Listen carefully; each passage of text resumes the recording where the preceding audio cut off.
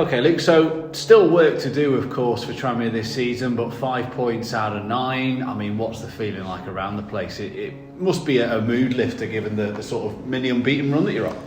Without a doubt, we all know how hard the last few months have been for players, for staff, for fans, and as a club on the whole, really.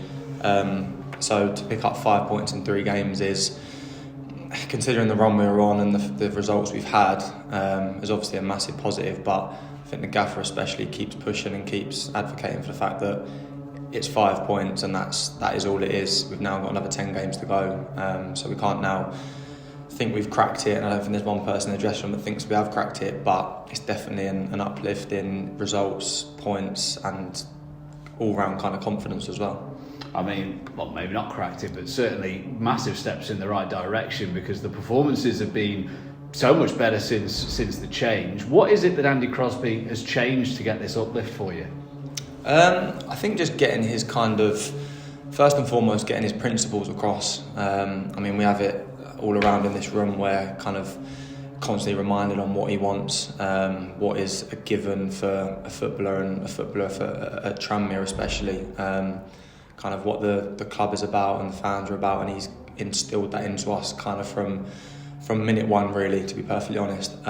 So he's let us all know where we're lacking, which was needed, and then knew kind of the positives we had as a team and as individuals, and kind of given us that confidence and that freedom to go and kind of show what we can do, based off the fact that what he wants to do and the key principles he wants to do, which we've implemented. But again, like we said, and the first thing he says, it's 3 games. It's been a good 3 games, but we've still got 10 to go, and we know the position we're in.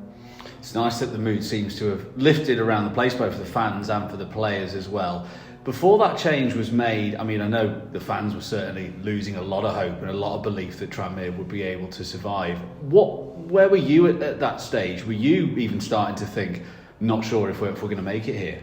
No, I don't think so. I don't think there's anyone. I can only speak for myself, but I don't think I never got to that stage where I'm kind of, look, we know what position we're in and we know it's a nervy time, but not for 1 minute did I ever think the worst or anything like that. So, and I think as players and as an individual as well, if you have that in your head, then you're kind of giving up on the situation. So you're kind of fighting a losing battle. So no, I just took it day by day, game by game. Obviously now we've had that change, and it's definitely changed the mood and changed things around. So we're trying to kind of reap the rewards for that for as long as possible and try and climb the table. What about now? I mean, the gap between yourselves and the bottom 2 has increased for the first time in a little while. Do you have even more belief now that Tranmere will be able to get safe this season? I think the belief is the same as what it was for me personally over the past few months. I knew how much we as a team were underperforming, both performance-wise and kind of result-wise, really.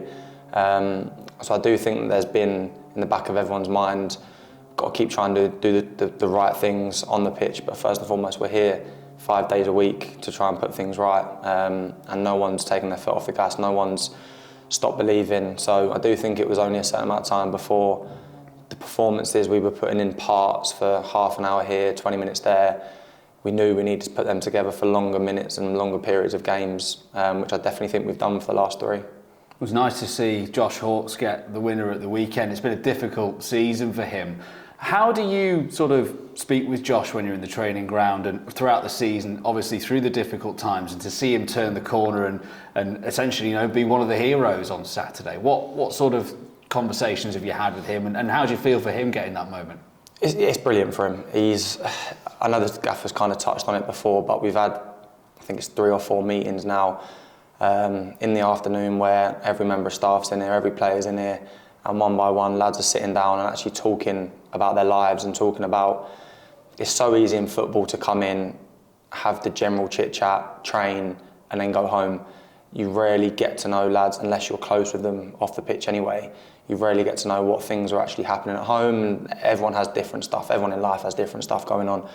But I think that's kind of been magnified this week, the conversation we've been having, so it's given an insight as to the lads that have been injured, the lads who haven't been in the team, and the lads that have played as well, how they're actually feeling without getting too deep into it, but how they're actually feeling off the pitch and what they need from other lads. And Hawks was a big one for that. By his own admission, he's been out of the squad for different reasons and obviously different opinions. But he's fantastic every day, and then he's reaped the rewards for it. And I'm just over the moon for him that he's been able to do that.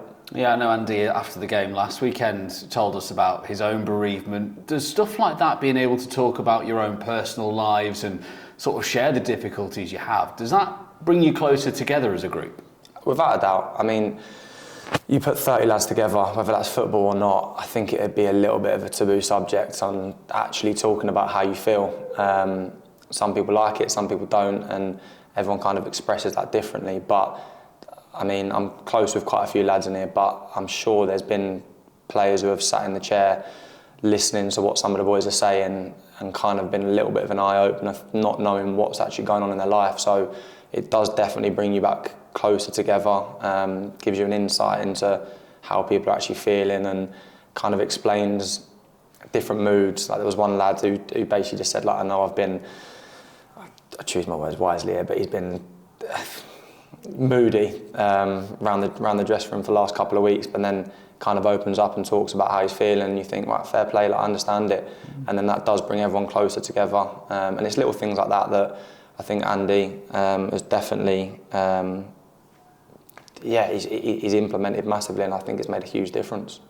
From a defensive point of view, I think it's 1 clean sheet in 12 games in the league, and it is the worst defence in League Two with goals conceded.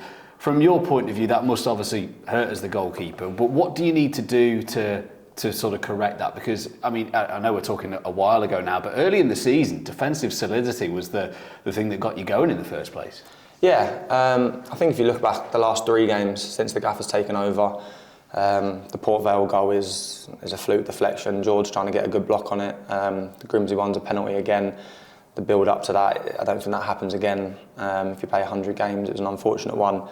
And then the goal the other day is, I'll be honest, it's a good ball and a good finish. But I think we feel and we look, and I'd like to think that the fans are looking down, knowing that we do feel a lot more solid now.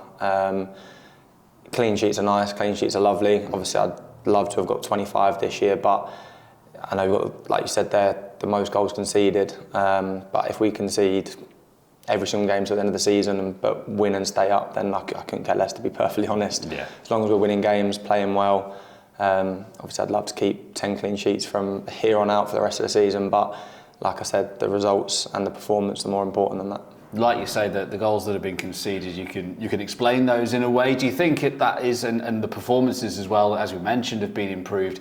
Do you think that fans can look through the fact that, oh, there's another goal conceded, or, you know, I threw the stat out there, 1 clean sheet in 12. Do you think you can look through that and actually show that these improvements have happened in the last few games? Yeah, without a doubt. I mean, there was a stat at one point during the season that for us, when we've gone and travelled away, we conceded 3 goals or more 50% of the time, and that's just, you can't, it's just not possible for confidence, for results, and for the survival in the league at the end of the day. So obviously we've had 2 away games, 1 goal apiece, 1 away game, 2 home games, 1 goal apiece in all of them. But again, it's not that we're being bombarded and it's just a matter of time until we concede. I think the goals that have happened the last 3 games especially have just felt differently, a little bit unlucky, but to go 1 down and come back again, I think is a massive confidence boost and kind of shows what we're trying to do as a group of lads. And just finally, this will be the 4th game in a row where you've faced a side in the top half of the table. Are you going into these games with a bit of an underdog attitude, and is that helping you, or is that just completely off the mark? No, I think the gaffer especially is just putting across that every team in this league can beat anyone. Obviously they're on a fantastic run at the moment, but we're definitely not going into the game thinking, oh, if we can nick a point, then that's fantastic. We're going there to implement what we want to implement, the style of play we want to play, and we're going there for 3 points. We're not sitting back, we're not trying to think, oh, we've got 5 points over 3 games, oh, if we don't get a point here, then we've still done well. We're taking each game as it comes and trying to pick up as many points as possible by playing the style of football that we now want to be playing.